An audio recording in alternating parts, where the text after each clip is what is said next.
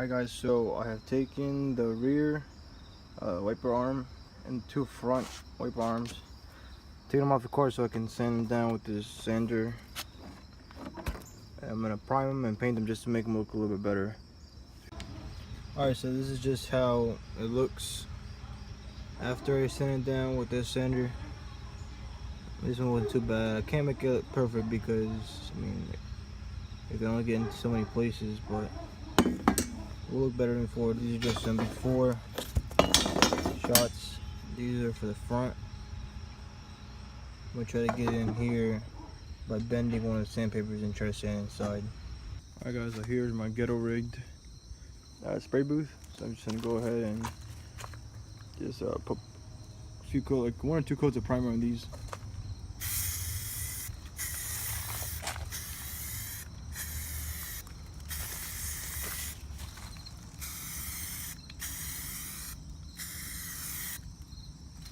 Last one.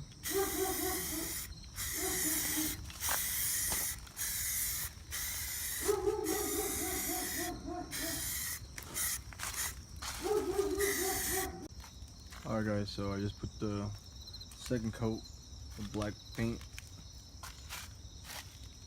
Pretty darn good.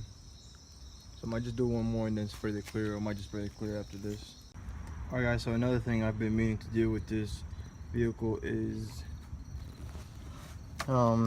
fix the connector that's going to the washer fluid pump, and also I have another reservoir tank to see if the sensor in that one is actually working, so I don't have a low washer fluid light on the dash. I also need one of these like Y pieces and a clamp like that. Alright, so here as you can see I have both fluid reservoirs. That's the old one. I have it connected to the line so it won't leak out. Here's the used one. So hopefully this thing is good, the sensor. Now I just have to take off the battery tray because this one is, you can see, not as nice as mine. Not saying mine is nice, but I did paint mine and stuff. So just swap these over. I'm just gonna use my Milwaukee 3/8 fuel impact with a little extension. Alright, here it is. So it does look a little bit better than what it was. So yeah, time to put the old bracket on this new reservoir. Alright guys, so this is the connector that plugs into the washer pump, and on mine, well, in the car, the harness, there's like a tear right there and the wire's corroded, so I can't just cut it off, or you know, like I don't have another terminal to extend it, so I got a pigtail from a donor car. What I'm doing is I'm gonna go to the car, cut back further. I'm gonna use these red butt connectors because they're small gauge wire, thin gauge wire.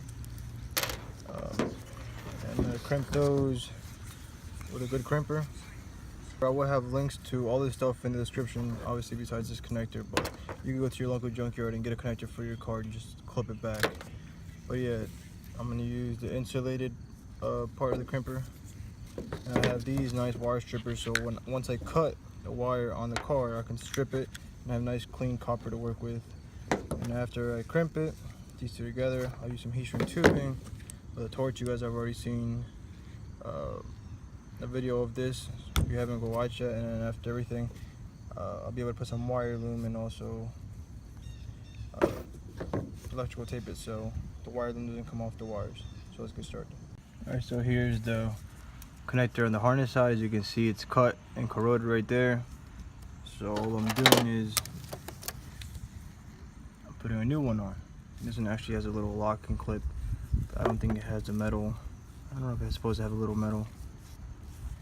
But yeah, so this is the one I'm gonna be replacing. It's the same exact one. Instead of cutting it right there, I know that wire's corroded probably, I don't know how far back, but I'm gonna cut it a good amount since I have a long piece, crimp it, we'll put some bolt connectors and crimp it, and then I'll have a better connector. So let's do that. Start by cutting back this. Probably cut back here.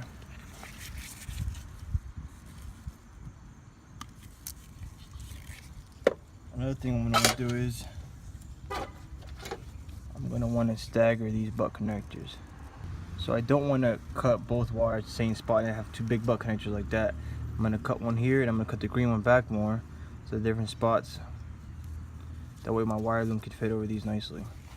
I'll show you what I'm talking about in a second. So keep cutting this back. Don't worry, I have wire loom to protect these wires after. So you have plenty of wire to work with, so if I did want to cut it further back, I would still be able to connect it like that. So while I have this one cut, take my wire strippers. I can move this up. This is an adjusting part. I think I have a video on this too. So I cut, strip around that much. As you can see, this is quick, just pistol grip action right there. I'll take my crimper, put it in the spot right there. As you can see, it has like a lot. These have like lines. I'm in between the lines. Make sure it slides right in the middle.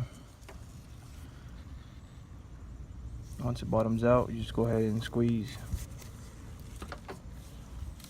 It's just a good connection. You try to pull on it. If it doesn't come out, you know you have a strong connection. Now the next one, like I said, I want to like stagger these, so I'm not going to cut the other wire right there and then put it like that because it'll be too fat. I have like a big fat spot right there. So I'm going to go down more and cut the green wire a little bit down more. Just going to eyeball it right there. So I'm going to cut my green wire right here. Just go back and cut a little bit more off. And now I'm going to strip a little bit of the green wire. Look at that, perfect. Same thing as before. Actually goes right in and squeeze. Then just tug on it to make sure it's good. So now they're not like this. They're spaced out. Now I can take my donor extension, and since the green is shorter, I'm not going to connect the black first, because then as you can see, if I pull this like straight, I'm not going to have enough for the green like that. So I'm going to connect with the lower one, which is the green. So I'm going to go ahead and strip that first. Show you this. Not that much. Like that. My wire crimpers also do have the wire stripper, which I can go like this, manually select the gauge of the wire, twist and pull it, but much easier like this. So before you crimp the new wires, I'll make sure you grab yourself some heat shrink tubing. This is just perfect to go over this. I'm going to cut a little bit longer than I need to on both sides. My lights. And then same thing. Just use that. Slide it over before you crimp it. Put it right there.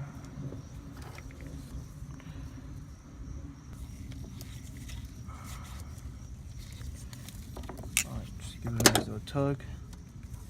It's good. Now we can slide the heat shrink back over.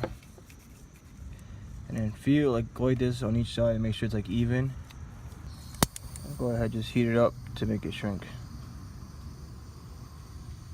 Don't heat it up too much so you're gonna burn it.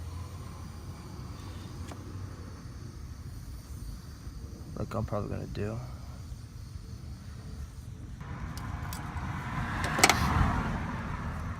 So that should be good. Now it's time for the black one, so then you kind of straighten it out. Then you just estimate where you're gonna need to cut it. It's right there.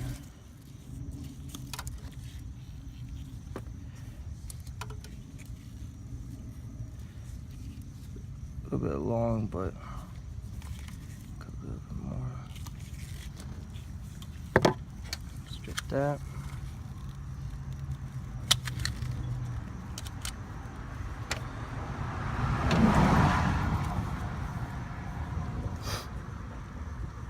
Now with this, you could put it on this side. It doesn't really matter.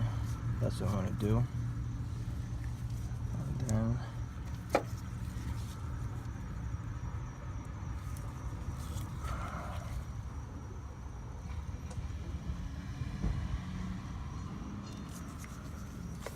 out. Give that a nice tug.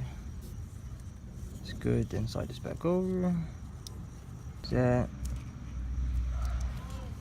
Alright guys, so I put it back in. I connected the washer pump. Here, just have to plug this in to that connector right there for the sensor. And then just connect my line on my hose. And then right here it's gonna squirt out, so I might just have it leave it like that so it's squirting on the outside, just to make sure it works. And put some fluid in there, put the battery back in, hook up the battery, and hopefully everything works. Alright guys, so I put some fluid in there, put the wiper blades on. Let's see if it works.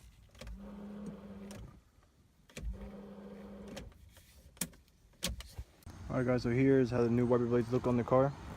The little arms. The nuts kind of do ruin them a little bit, and my wrench is scratching my butt. I think I have to move some back or down a little bit to match that one. So far it does look better. I think if I would have painted this, it would have made it color better too.